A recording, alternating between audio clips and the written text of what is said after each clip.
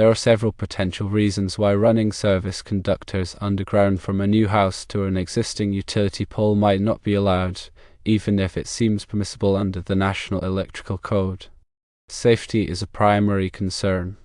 Underground conductors are susceptible to damage, which could lead to electrocution if they become exposed.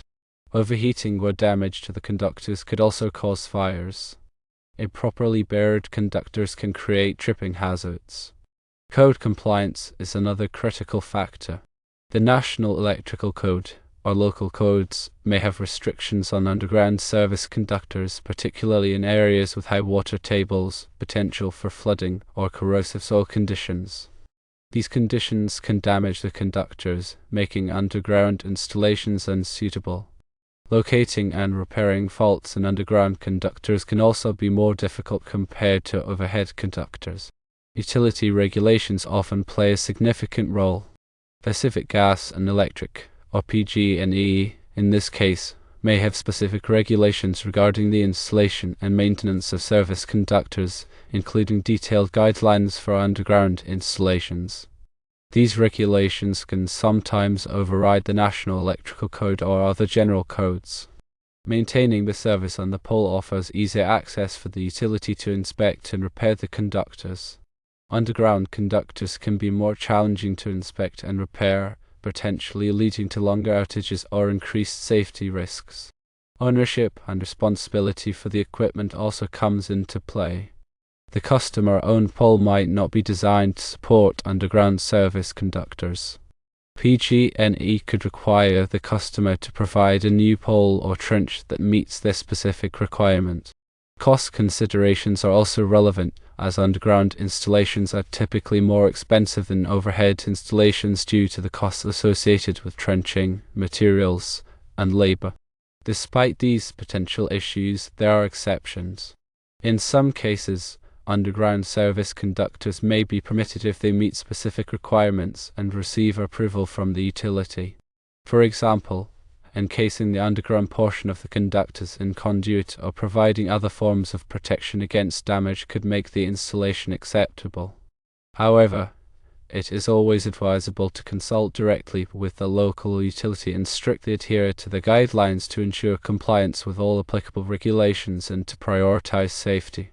To further elaborate on safety concerns related to underground service conductors, it's crucial to consider the potential for accidental dig-ins.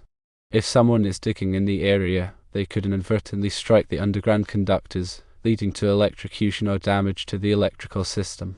Proper marking and locating of underground utilities are essential, but even with these measures, the risk remains. The type of soil in the area can also affect the integrity of underground conductors. Corrosive soils can degrade the insulation and protective layers of the conductors, increasing the risk of shorts, ground faults, and other electrical problems. Regular inspections and maintenance are necessary to identify and address any issues caused by soil corrosion. In terms of code compliance, the National Electrical Code provides detailed requirements for the installation of underground service conductors. These requirements cover aspects such as burial depth, conductor type, conduit requirements, and grounding. Local codes may also have additional requirements that are specific to the area. It's important to be familiar with all applicable codes and regulations before undertaking any underground electrical work. Utility regulations often address issues such as the point of connection, metering requirements, and the type of equipment that can be used. PG&E, or any other utility, may have specific standards for the type of conduit, conductors, and other materials that can be used in underground installations. They may also have requirements for the separation of electrical conductors from other underground utilities, such as gas and water lines. The ease of maintenance is a significant consideration for utilities. Overhead service conductors are generally easier to access for inspection, repair, and replacement. Underground conductors require excavation to access, which can be time-consuming and costly. This can lead to longer outages and increased inconvenience for customers. The design and construction of the underground system can also affect its maintainability. Proper installation techniques, such as the use of suitable backfill materials and proper compaction, are essential to prevent damage to the conductors and ensure that they can be easily accessed for future maintenance. Regarding ownership and responsibility, it's important to clarify who is responsible for the maintenance and repair of the underground service conductors.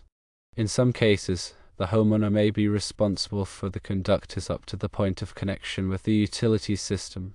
In other cases, the utility may be responsible for the entire underground service. It's essential to have a clear understanding of these responsibilities to avoid any confusion or disputes in the event of a problem. Cost considerations are always a factor in any electrical installation. Underground installations typically involve higher costs for trenching, materials, and labor.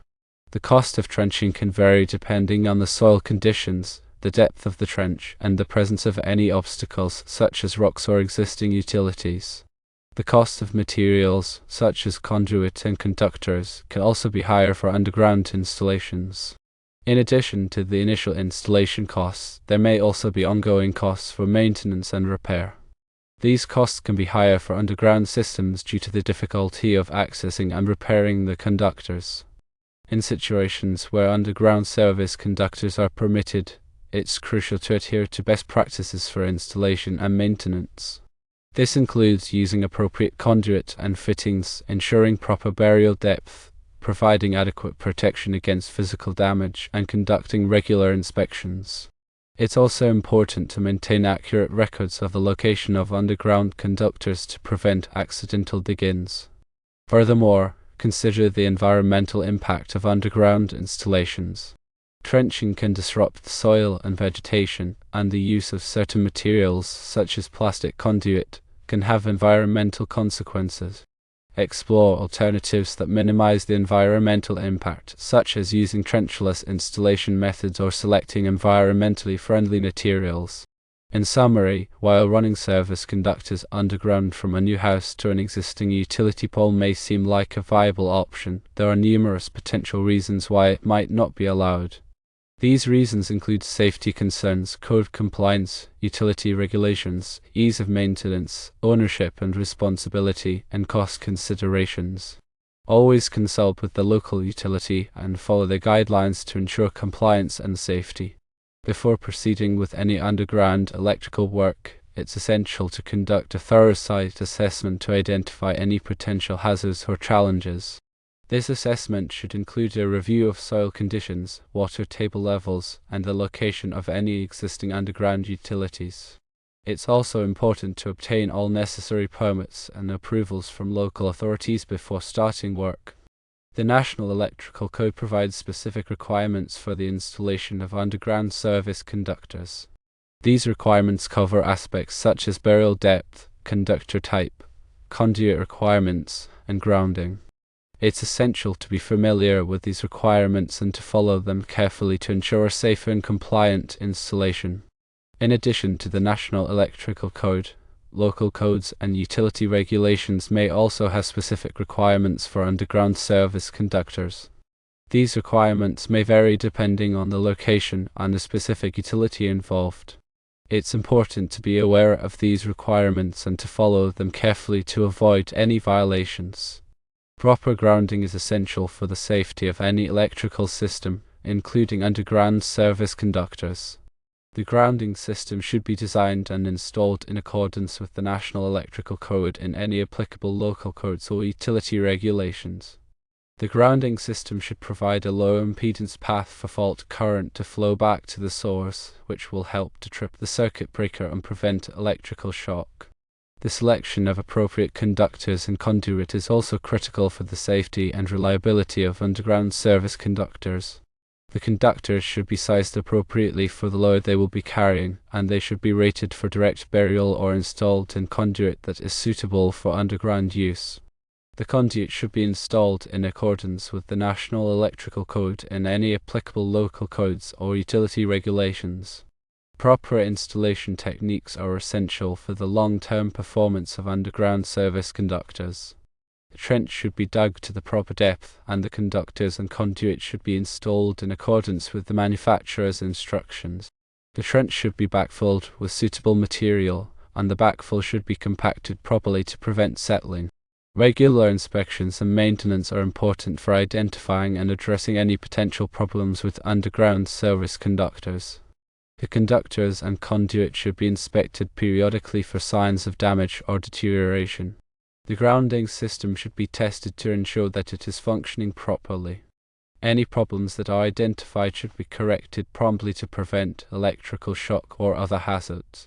When working with underground service conductors, it's essential to follow safe work practices to prevent electrical shock or other injuries. Always de-energize the conductors before working on them and use appropriate personal protective equipment, such as rubber gloves and safety glasses. Be aware of the potential for buried utilities and call before you dig to avoid damaging any underground lines. In addition to the technical aspects of underground service conductors, it's also important to consider the aesthetic impact of the installation. Underground installations can be more visually appealing than overhead installations, as they eliminate the need for unsightly poles and wires. However, it's important to ensure that the installation is done properly and that the surrounding landscape is restored to its original condition. Finally, it's important to communicate effectively with the homeowner or business owner throughout the installation process. Explain the potential benefits and drawbacks of underground service conductors and keep them informed of the progress of the work. Address any concerns they may have and be responsive to their needs. By following these guidelines, you can ensure that your underground service conductor installation is safe, reliable, and aesthetically pleasing. Always remember that electrical work can be dangerous, and it's essential to take all necessary precautions to prevent electrical shock or other injuries. If you're not comfortable working with electricity, it's best to hire a qualified electrician to do the work for you. Remember that safety is always the top priority.